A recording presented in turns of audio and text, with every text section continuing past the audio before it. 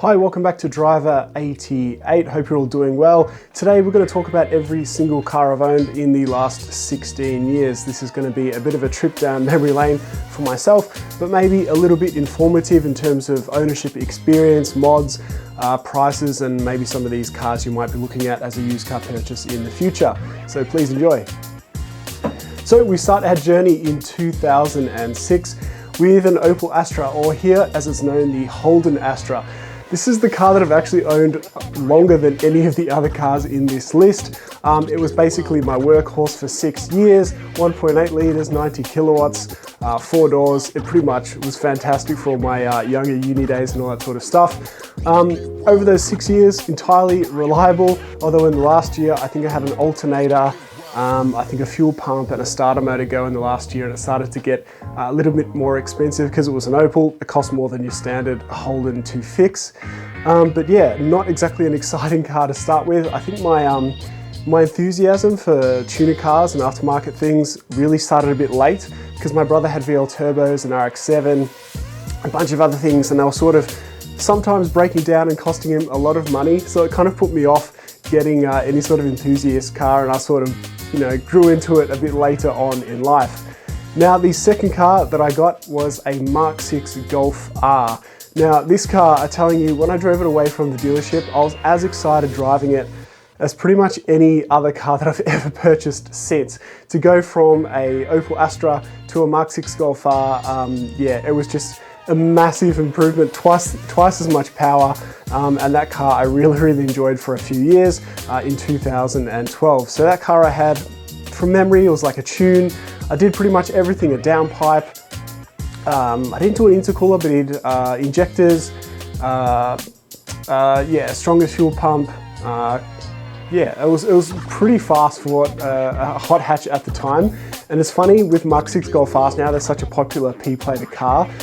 When I got that car in 2012, it was kind of like you tip your cap at Mark 5 GTI guys, and it was kind of a bit of a low-key car. And now it's a real, like, well-known tuner car, causing issues with people, racing at every single light possible. There's lots of memes going on at that car. It's just funny how the culture has changed around that thing. I enjoyed that though a lot. Made a lot of noise. Yeah, the intake sounds was like a big old angry vacuum cleaner. Horrible to drive in terms of around corners. It drove like a bit of a pig, but still absolutely had great memories with the Mark 6 Golf R. The next car I had was an Audi S3 in Misano Red.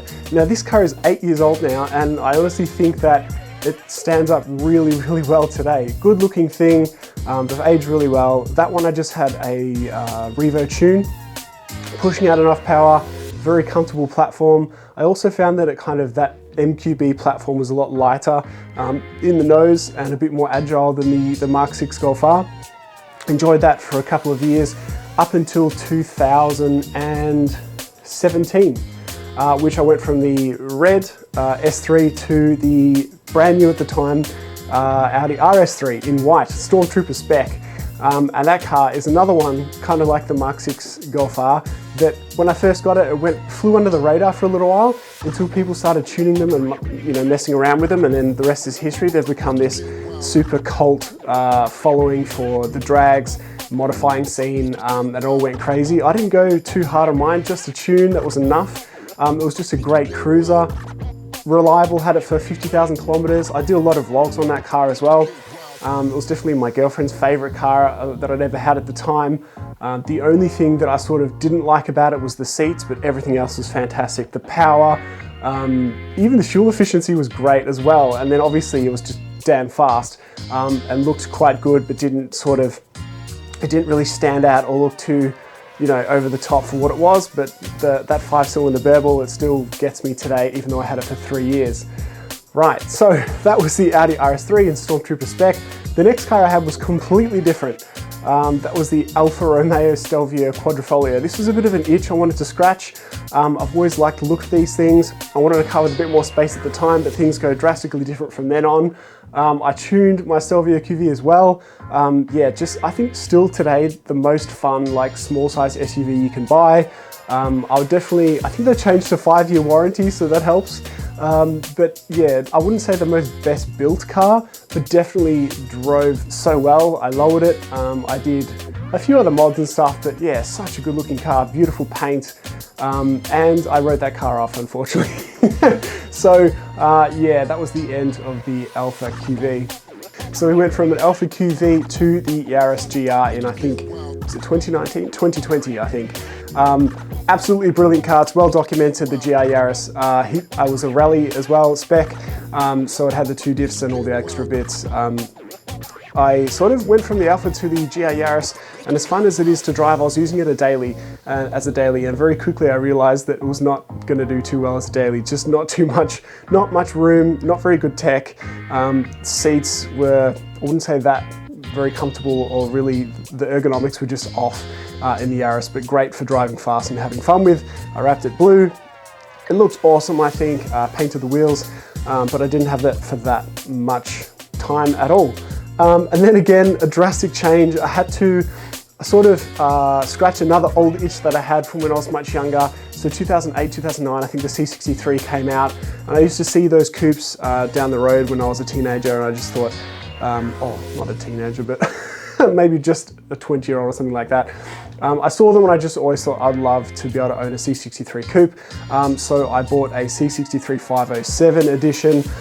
Just incredible looking car, the wide arches. I honestly think one of the most satisfying cars to drive slowly I've ever driven.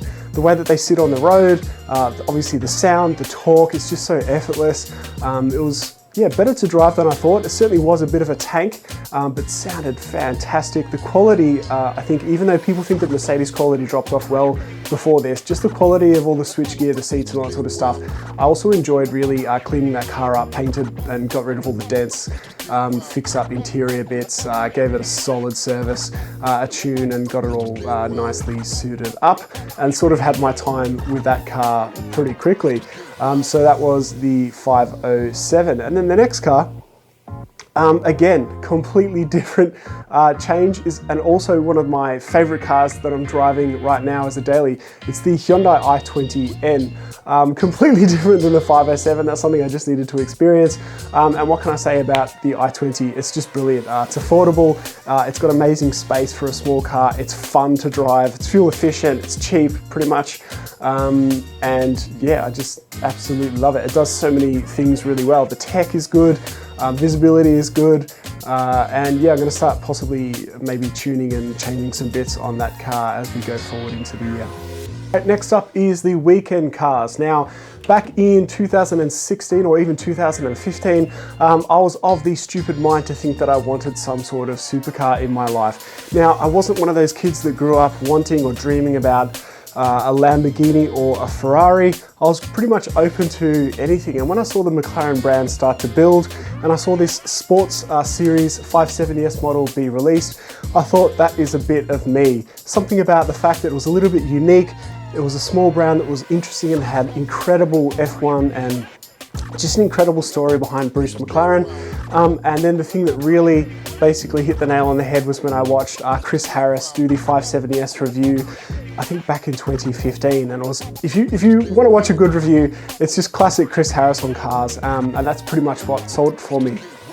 So I went to the McLaren dealer here in Melbourne, and I think they eventually had a demo car, and I basically bought it after a few months of sort of umming and ahhing. I also had a massive issue with insurance for that car and went to the financial ombudsman to try and get insurance because I was like 27 at the time. And they kind of said they'd insure me, and then I bought the car and then told me that they couldn't insure me and no one else would insure me. So I actually bought a McLaren, and then it sat there for like 3 or 4 weeks in the dealership while I was going through the financial ombudsman trying to get it insured, and I couldn't drive it. So it was another ultimate first world problem. Now, my experience with the 570S, I must have been lucky because that car was pretty much perfect. It wasn't, again, not perfectly built, incredible driving experience.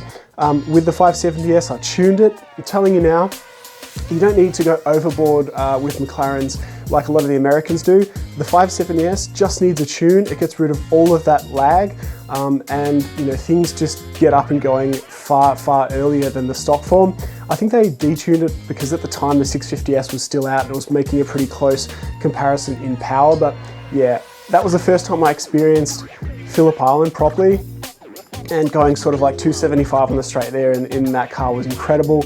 I met so many friends through that car, such amazing memories with that car as well.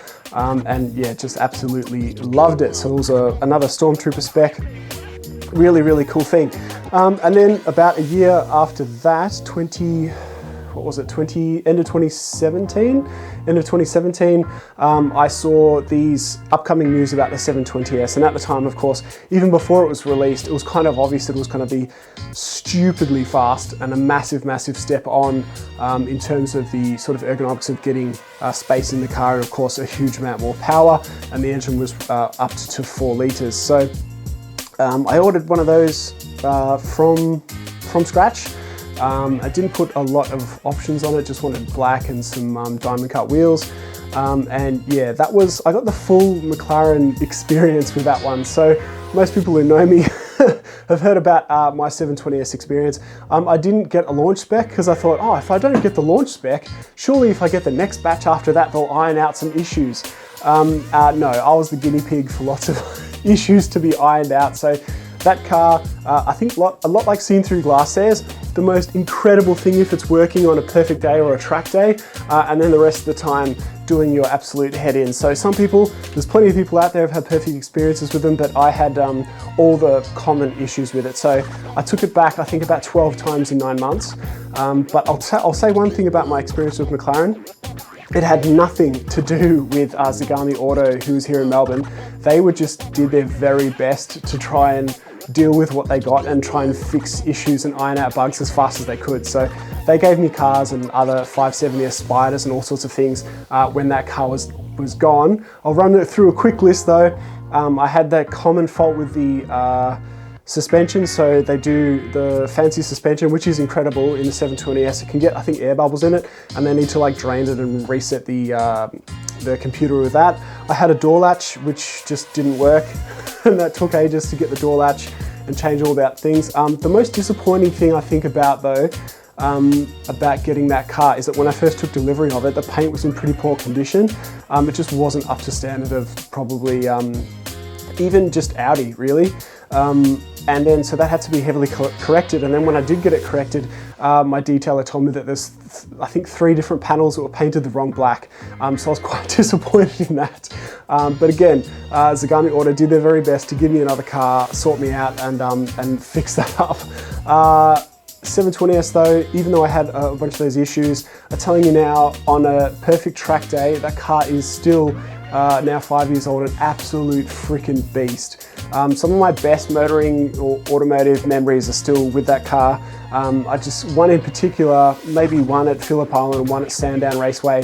One at Sandown, the track in particular, I remember it was kind of like the sun was setting, everything was perfect conditions, and I'm an absolute novice driver, so I was lucky enough to be sitting behind an experienced Carrera Cup professional driver who races all the time and just follow his lines and just sort of try and get into the flow, and the thing is just an absolute beast.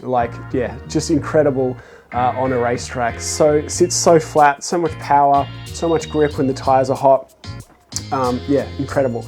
So from the 720S, my life changed with my automotive world, and I got properly introduced very late in life, like a lot of people, into the world of Porsche.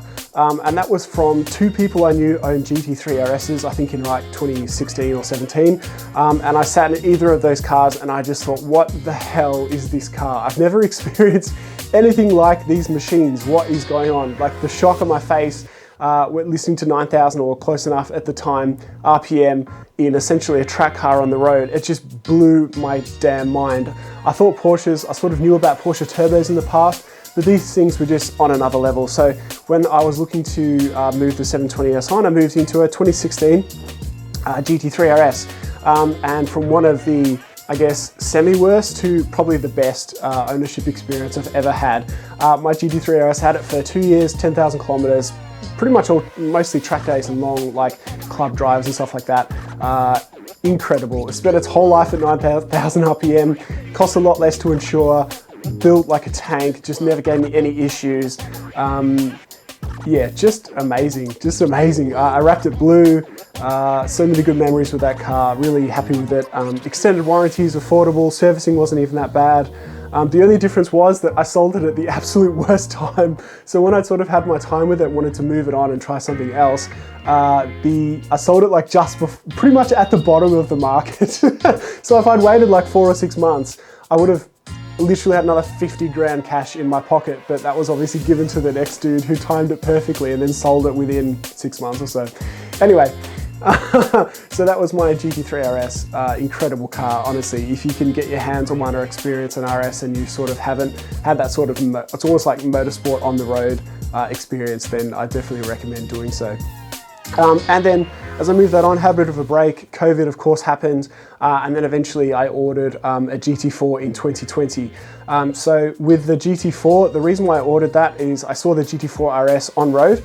Sorry, not on road, on the Nürburgring testing in like 2020. And I just thought, oh my God, if I can have that car, if I can own that car, I know it's going to be special. I know it's going to be a last of, etc., etc., etc. So I asked Porsche if I could have potentially a GT4 RS, and they said, well, it's not going to be 2 years away, which they were correct.